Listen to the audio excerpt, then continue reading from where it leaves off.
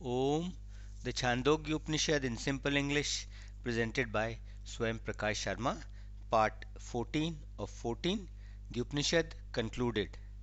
This part contains sections 5 to 15 of chapter 8. It concludes the chapter and concludes the Upanishad. Here, the importance of brahmacharya, the disciplined life of a student of sacred knowledge, is stressed. And Prajapati teaches the self to Indra, the king of the gods.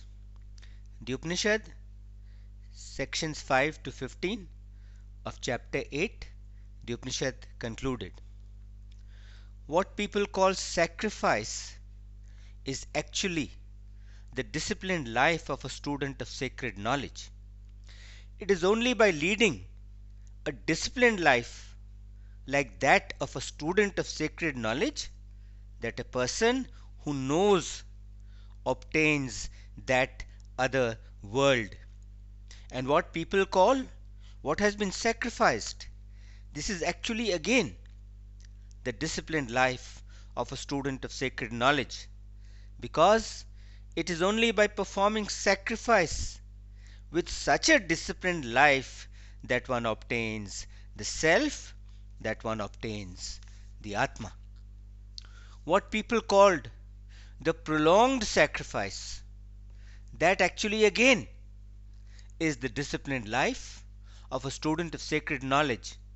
It is only by living such a disciplined life that one obtains the protection of the real self.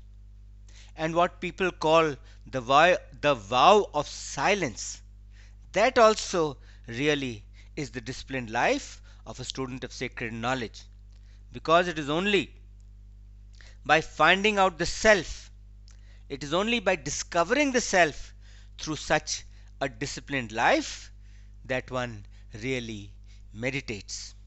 And what people call a course of fasting is also actually the disciplined life of a student of sacred knowledge. For the self which one discovers by living such a life of discipline, that self does not perish. And what people call the life of a hermit, that too is the disciplined life of a seeker of sacred knowledge. Ar and Nya are the names of two seas in the world of Brahma, the third heaven from here. And there is the lake called Aramadya, and there is the tree which showers Som. There is the city of Brahma called Aparajit, and the golden hall built by the Lord. Only they who find the two seas, Ar and Nya, in the Brahma world through such a disciplined life, only they get entry into the Brahma world. Only they get to possess the Brahma world. In all the worlds, they get to have unlimited freedom. Now we come to the heart and its arteries. With regard to the arteries of the heart, they all consist of a fine substance which is reddish brown, which is white, blue, yellow, and red in color. The sun over there in the sky is reddish brown. It is white, it is blue, it is yellow, and it is red. Just as a great highway extends and runs between two villages, between this one and that one over there, in the same way these rays of the sun go to both the worlds, to this one and to that one over there, heaven. They start from the sun over there and enter into these arteries of the heart over here. They start from these arteries of the heart over here and enter into the sun over there. So when a person is sound asleep, when he sees no dreams, he is calm and composed. Then he has entered into these channels. Then he has entered into his own nature, and then no evil can touch him. for then he has obtained the light of the sun. When one becomes very weak, or when one falls very ill, then those who sit around him ask him, "Do you know me? Do you know me?" And as long as the self has not departed from the body, he knows them all. But when the self, the Atma, departs from the body, when the Atma leaves the body, then it goes upwards by these very rays, or it goes up with the thought of Om. It goes up thinking of Om. As his mind fails him, he goes to the sun. That, in fact, is the gateway of the world, which allows only the knowers to enter, and which shuts out all the non-knowers. On this, there is this verse: there are 101 arteries of the heart. One of them leads up to the crown of the head. One of them leads up to the top of the head. Going upward through that artery, one becomes immortal. The other 100 arteries serve for going in various directions. Yes, they serve for going in various other directions. The self, which is free from evil, which is free from old age, which is free from death, which is free from grief, which is free from hunger and thirst, whose desire is the real, whose thought is the real. It is this self who should be sought. It is him that one should desire to understand. He who has found out, he who has discovered, he who has understood that self, he obtains all the worlds and all the desires. Thus said Prajapati.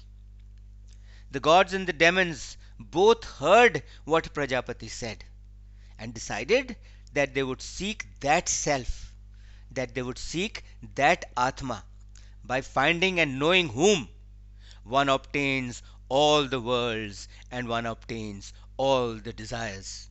Then Virochana, king of the demons, and Indra, king of the gods, decided to approach Prajapati separately, without communicating with each other.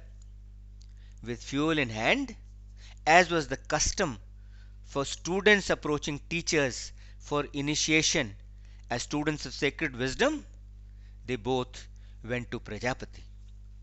They lived with Prajapati for 32 years as students of sacred knowledge. At the end of 32 years, Prajapati asked them, "With what purpose have you been living here? Desiring what have you been living here?" The two replied, "We desire the self, which is free from evil, which is free from old age, which is free from death, which is free from grief, which is free from hunger and thirst, whose desire is the real, whose thought is the real. He is the one we seek. He is the one we desire to understand, because he who understands that self, he obtains all the worlds and he obtains all the desires. It is desiring him that we have been living here, Venerable Sir. Please teach him to us." Prajapati said to them, "The person that is seen in the eye, that person is the self. That is the immortal. That is the fearless. That is Brahm. But, Venerable Sir, he who is perceived in water and he who is perceived in a mirror, who is he?" To which Prajapati replied, "It is the same person who in fact is perceived in all these. Look at yourself in a bowl of water, and whatever you do not understand of the self, that you tell me." The two then looked into a bowl of water. Prajapati asked them, "What do you see?" They both replied, "We both see ourselves together, exactly as we are, to the very hairs and nails."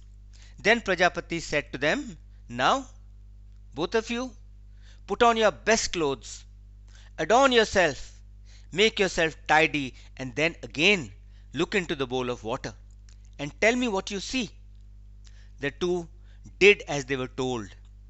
They put on their best clothes, they adorned themselves and made themselves tidy, and then looked into the bowl. We see ourselves just as we are, well adorned and tidy, with our best clothes. Prajapati replied, "That is the self, that is the immortal, that is the fearless, that is Brahm." They both then went away with a tranquil heart, satisfied that they had learnt about Brahm. Prajapati looked at them going and thought sadly, "They go away without having perceived, without having actually known the self. Whoever should follow such a doctrine, be they devas or asurs, they are bound to perish." Virochana, king of the Asurs, with a tranquil heart, went back to the Asurs and declared the doctrine to them as he had understood it. He declared the doctrine as follows: the self is the body. It is the bodily self that is to be made happy here in the world. It is one's bodily self that is to be served here in this world. He who makes his own self happy here in this world, he who serves his own self here in this world, he obtains both the worlds, this world and the other world of heaven. Therefore, even here they say of one who is not a giver, they say of one who has no faith, of one who does not offer sacrifices, that he is a demon. For this is the doctrine of the demons.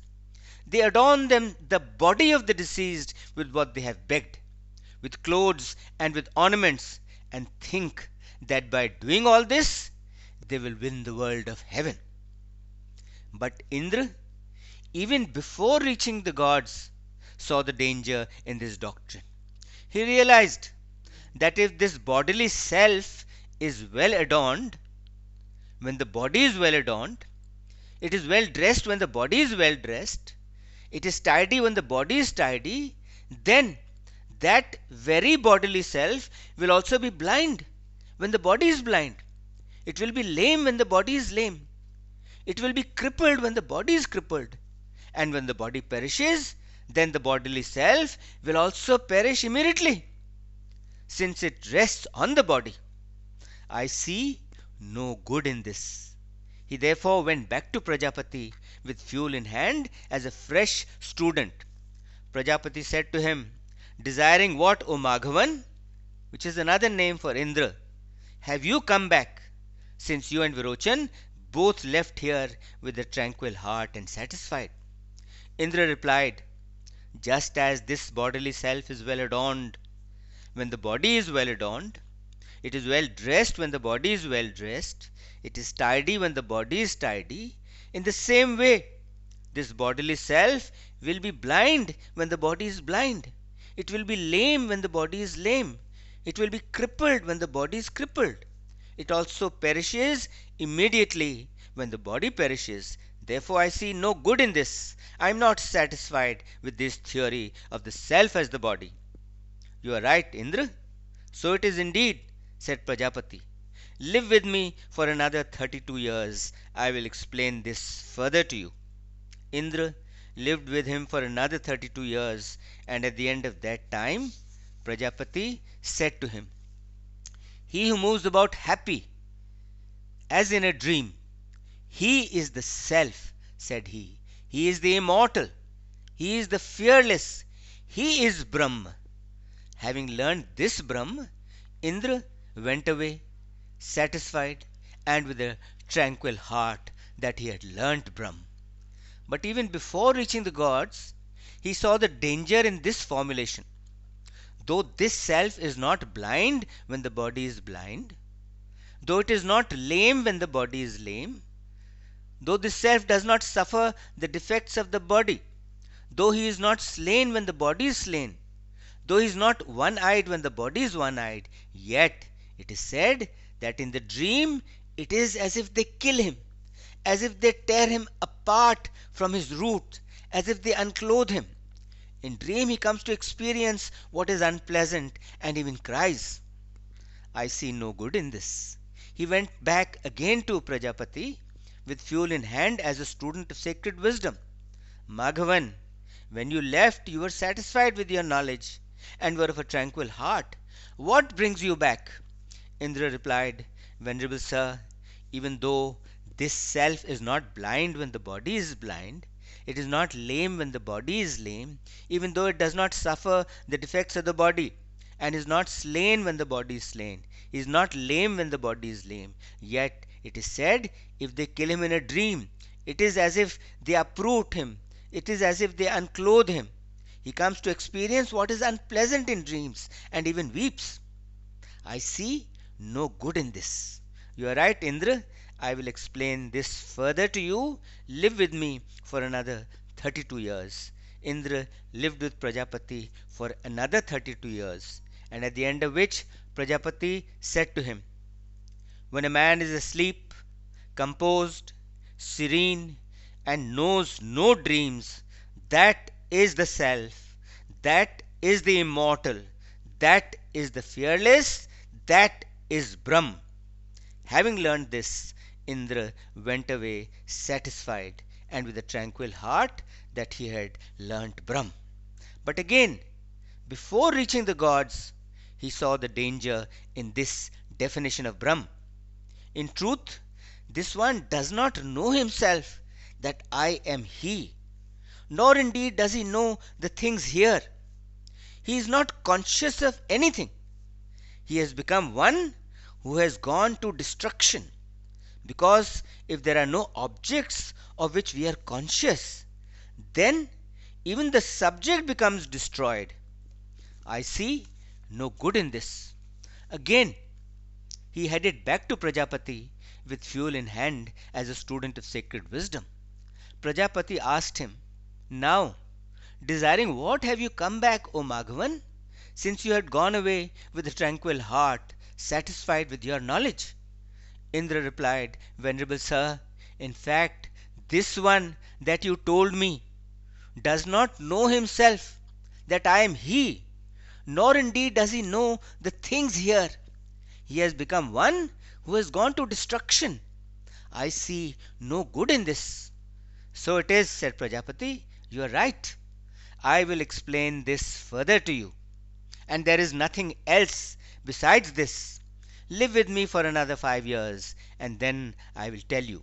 So Indra lived with Prajapati for another 5 years, making a total period of 101 years that he lived with Prajapati, living the disciplined life of a student of sacred knowledge. At the end of 5 years, Prajapati said to him, O Maghavan, O Indra, this body in fact is mortal. It is held by death. It is the support of that deathless, bodiless self. The incarnate self is bound by pleasure and pain. In fact, there is no freedom from pleasure and pain for one who is incarnate, for one who has a body, for one who is bound by a body. Pleasure and pain do not touch one who is bodiless. The air is bodiless. The clouds are bodiless. The lightning is bodiless. The thunder is bodiless. All these are bodiless. When they appear as such, they arise from space over there and reach the highest light. Then they appear each with its own form. In the same way, that serene one, when he rises up from this body, and when he reaches the highest light and appears in his, and it is then that he appears in his own form. Such a person is the Supreme Person. There, such a one moves about, laughing, playing, enjoying with friends, relatives, women, not remembering the appendage, the attachment of the body. As an animal is attached to a cart, so is life attached to this body. The self enjoys these pleasures as an inward spectator only and does not identify itself with them. It is just a witness only. The self is joined to the body in the same way as a horse is joined to the chariot. Now, when the eye is turned to space in this way, then that is the seeing person. The eye is for seeing. Now he knows. Let me smell this. That is the self. The nose is for smelling. Now he knows. Let me speak this. That is the self. The voice is for speaking. Now he knows. Let me hear this. That is the self. The ear is for hearing. Now he knows. Let me think this. He is the self. The mind is his divine eye. He, seeing these pleasures through his divine eye, the mind rejoices.